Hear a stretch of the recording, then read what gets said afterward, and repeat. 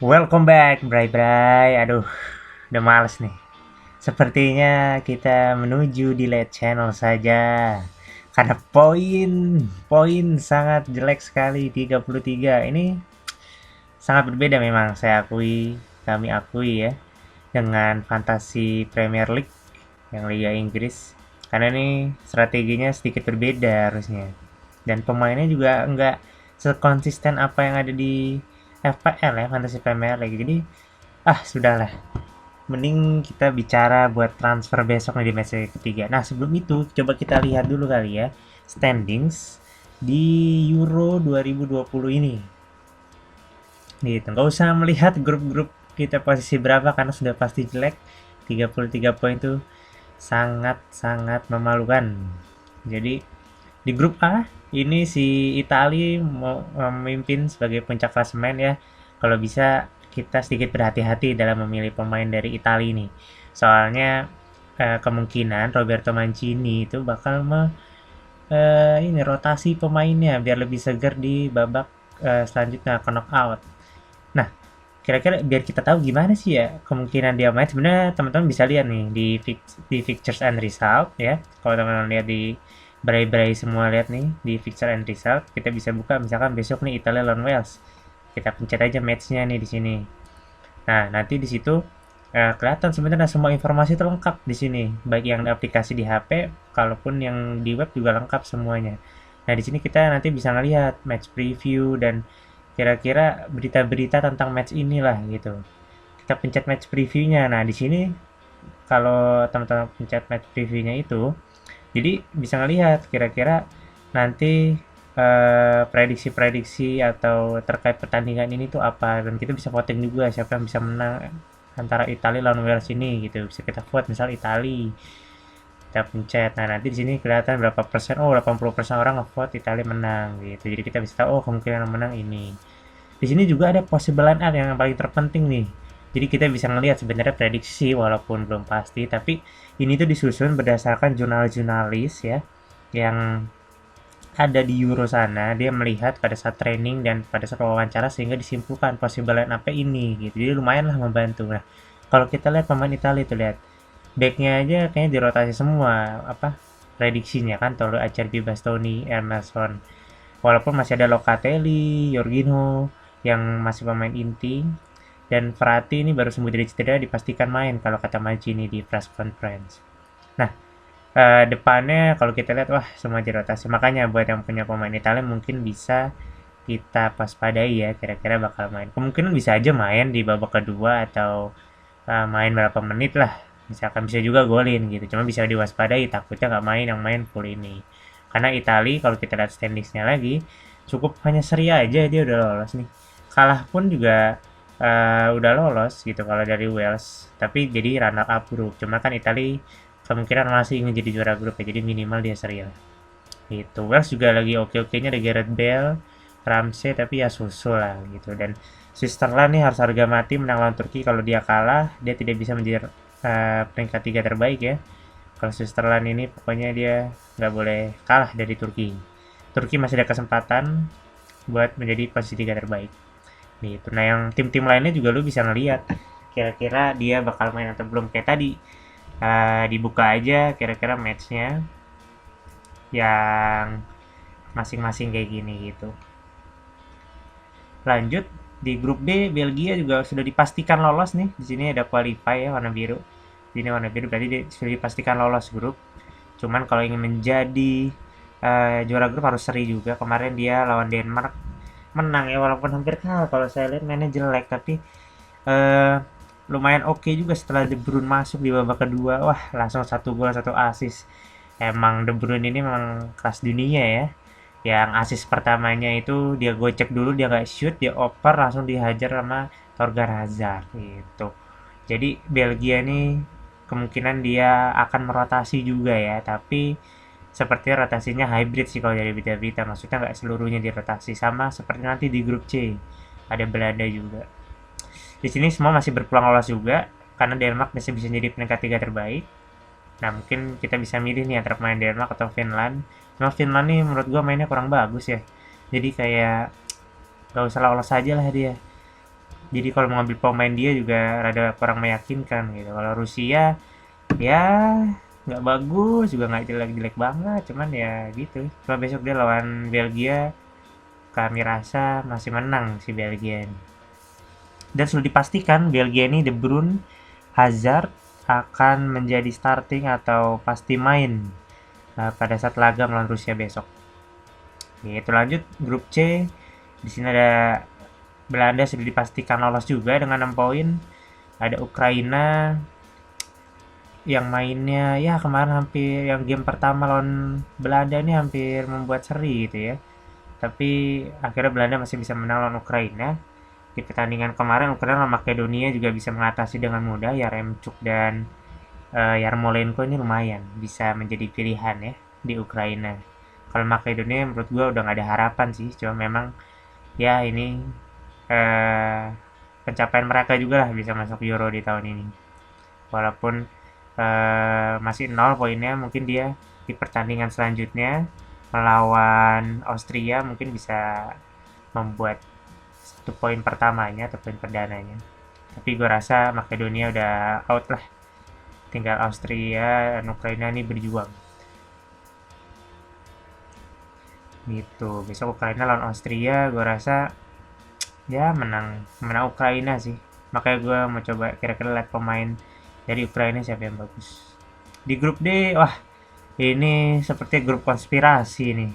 Karena mainnya aneh-aneh semua gitu loh. Inggris yang diprediksi bakal menjadi puncak klasemen, game pertamanya menang dengan beruntung, dan kemarin juga seri lawan Scotland, aneh banget. Jadi gue juga punya Harry Kane, jadi menyesal mengambilnya.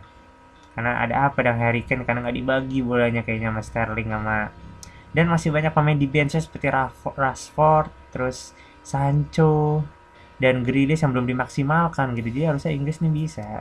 Gue rasa dia pengen menghindari menjadi juara grup karena kalau di knockout mungkin bisa jadi juara grup ini, bisa ketemu runner up di grup F ya, grup neraka. Jadi Inggris nih emang konspirasi juga.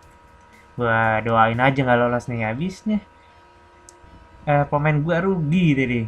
Kita lihat ya poin kita, poin saya game week ini 33, rendah banget.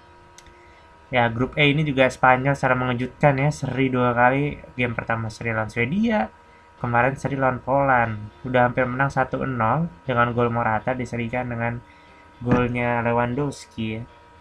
Harusnya Spanyol ini masih bisa menjadi unggulan, tapi saya prediksi di awal karena pemainnya kurang bagus. Cuman masih berpotensi lah untuk lolos nih semuanya nih, baik Polandia, Spanyol, Slovakia dan Swedia. Besok Slovakia versus Spanyol, bisa dilihat mungkin kira-kira seru nih laganya untuk menentukan siapa yang bisa lolos. Pokoknya semua masih berpeluang. Swedia juga secara meyakinkan seri lawan Spanyol dan menang kemarin lawan Slovakia, jadi seru aja sih grup ini jadinya.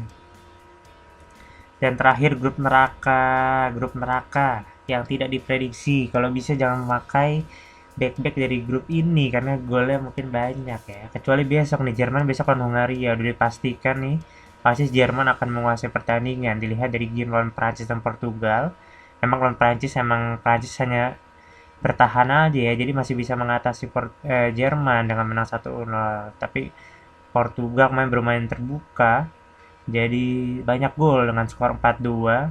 Jermannya back kiri dan kanannya Gosens dan Kimmich itu bermain sangat bagus gitu. Jadi oke lah, besok gue mau coba cari buat game week 3 ini pemain Jerman.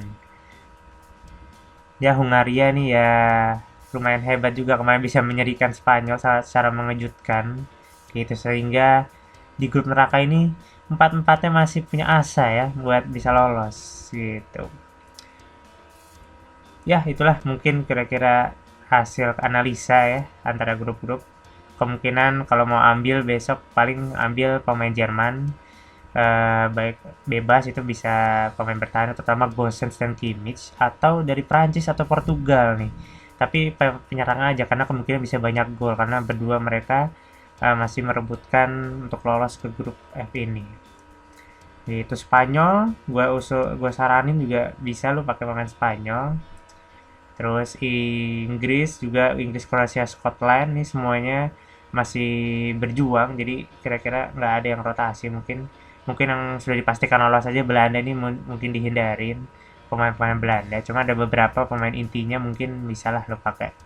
Sama Belgia dan Italia ini juga sebenarnya dihindari aja ya. Karena mungkin mereka sedikit melakukan rotasi. Itu mungkin analisa terkait grup-grup dan buat pemain buat besok. Langsung aja kita ke tim kita kali ini ya. Oke, Bray-Bray. Jadi ini tim yang akan kita rombak. Gua berencana buat menggunakan limitless. Jadi kita bisa mengganti seluruh tim tanpa minus dan unlimited budget juga. Menurut gua limitless ini emang lebih pas atau lebih cocok masuk di fase grup atau kita pakai di fase grup ya.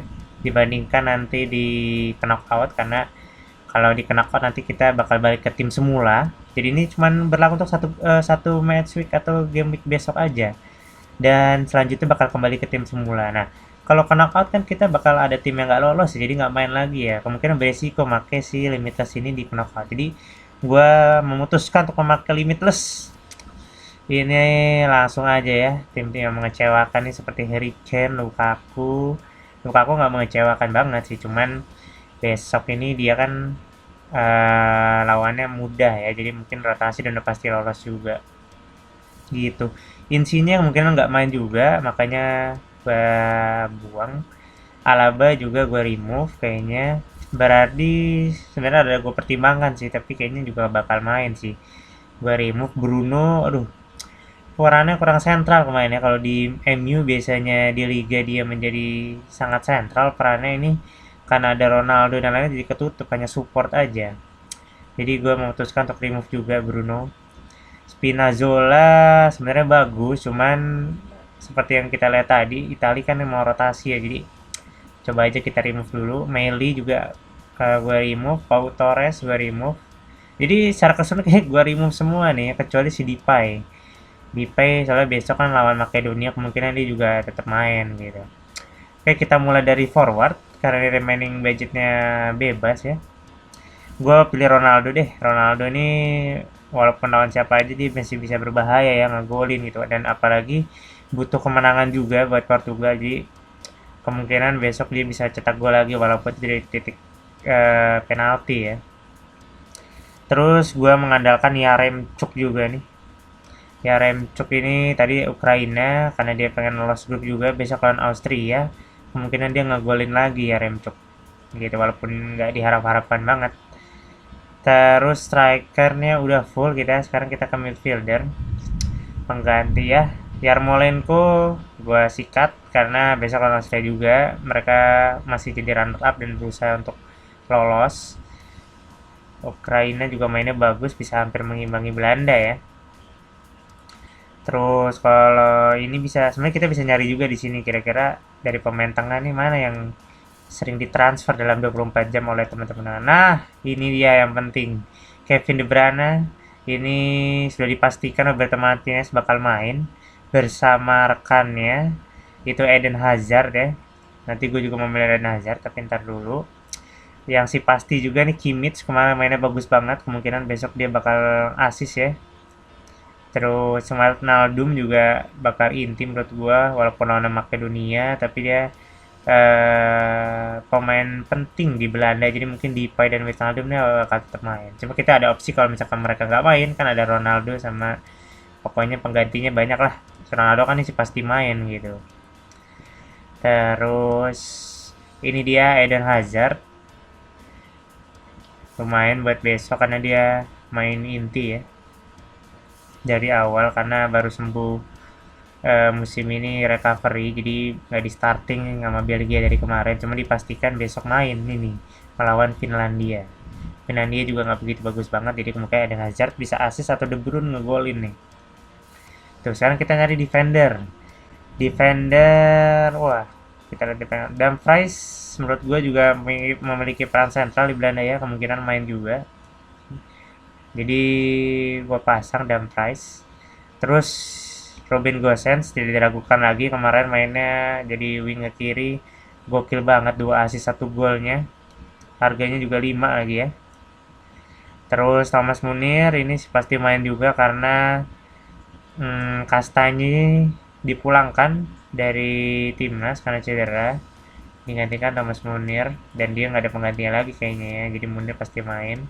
Mudah-mudahan clean sheet besok dalam Finland karena Finland cenderung mainnya lebih bertahan gitu. Terus buat backnya kira-kira kita cari alternatif lain siapa lagi nih ya. Kalau gue sih lebih berpikirnya ke pemain Ukraina ya, pemain Ukraina yang dipasang di pemain tengah gitu. Kita cari dulu, search by team ya, Ukraine. Nah, pilihan yang bukan adalah Alexander Zinchenko gitu. Walaupun ada banyak, kita milih Zinchenko. Zinchenko ini oke ya, dipasang sebagai, kita taruh aja dulu sebagai cadangan gitu ya, gitu. Dan kira-kira siapa lagi nih ya buat back yang mesti gue pasang gitu. Apakah Spinazzola gue recover lagi ya, karena kemungkinan dia main sedikit sih tapi bagus memang mainnya. Oke, kita ke kiper aja dulu ya, kita sisain satu back nih, kira-kira nanti siapa pilihan terakhirnya. Kipernya gue percaya sebenarnya ke kiper Jerman tuh Manuel Neuer gitu. Mudah-mudahan besok bisa clean sheet lawan Hungaria. Cadangannya mungkin bisa kita taruh si Donnarumma. Ya, Donnarumma gue nggak yakin bakal clean sheet walaupun besok lawan Wales ya. Karena dia pakai banyak pemain cadangan juga back-backnya. Kalau kemarin kan inti, jadi dia masih bisa clean sheet 2 match pertandingan terakhir. Besok belum tentu, cuman gue pasang lah buat jaga-jaga si Donnarumma ini. Terus tinggal defender kita nih, kira-kira siapa yang bagus ya defender nih. Kalau kita lihat recommended player yang budget defender, ini kira-kira yang harga yang murah, Koval, Trippier, Uronen. Kalau Uronen gue gak yakin besok lawan Belgia dan Finlandia mainnya kurang. Most likely clean sheet aja coba kalau back. Nah, bisa Lucas Hernandez, cuma besok kan Portugal sama Varane nih. Jadi sebenarnya gue lebih ke ini nih, Alba, Jordi Alba, dia besok lawan Slovakia. Kemungkinan bisa clean sheet lagi kayak di awal lawan Swedia ya, walaupun pemain 1-1 tapi Alba ini lebih menyerang, siapa tahu bisa assist. Ya gue bakal milih Alba nih buat spot di sini. Pilihan lainnya kurang menggiurkan, jadi gue memutuskan untuk Alba aja. Oke, mungkin ini di depan ada Depay, Ronaldo, Yaremchuk, Yarmolenko, De Bruyne, Kimmich, Wijnaldum, dan Hazard. Backnya Dumfries, Götze, Munir, sama Zinchenko dan Alba. Dan kipernya Neuer dan Rumah. Ini karena unlimited budget ya, jadi gue ambil semua yang mahal-mahal. Bodo amat gitu. Mudah-mudahan ini poinnya bagus ya. Dan gue juga memutuskan di ini, kita next aja dulu. Di judul YouTube ini namanya udah bukan tips and trick lagi karena memalukan. Tips and trick masa ngasih tips poinnya dikit, jadi gue ganti draft aja, kayaknya limitless. Nanti gue tampilin limitless aktif. Kita confirm transfer ya, dipastikan ada 14 transfer successful dan nggak minus ya karena kita pakai limitless. Sekarang susun pemain, yaitu di depan kaptennya dulu kali ya. Kaptennya ini gue lebih ke Kevin De Bruyne kayaknya, tapi gue lebih percaya Robin Gosens aja deh. Kayaknya dia bakal ngegol atau assist lagi lawan Hungaria. Terus Hazard kayaknya bakal gue inti ya. Sub in gue ganti Ronaldo aja. Sub out Ronaldo, kita ganti Hazard. Jadi tengahnya 5-3-5-2 di Yaremchuk. Zinchenko ini Gosens sudah pasti, Dumfries minus nih intinya ya. Zinchenko, Alba ini cadangan aja kalau ada yang nggak main di atas ini. Itu sih, ini limitless team. Semoga bisa ini ya, bisa menjadi referensi buat bray-bray football fantasy manager semua. Ini abis ini karena run of 16, menurut gue lebih pas aja kalau limitless dipakai di fase grup ini. Memang ada telat harusnya di match di 2 kemarin, tapi sudahlah, Jangan disesali, mudah-mudahan ini bisa mendongkrak poin di matchday ketiga. Oke, thank you udah nonton ya. Bisa subscribe dan like video ini. Atau di-share juga ke teman-teman biar buat rekomendasi tim-tim di game week ini. Oke, thank you. See you in next video.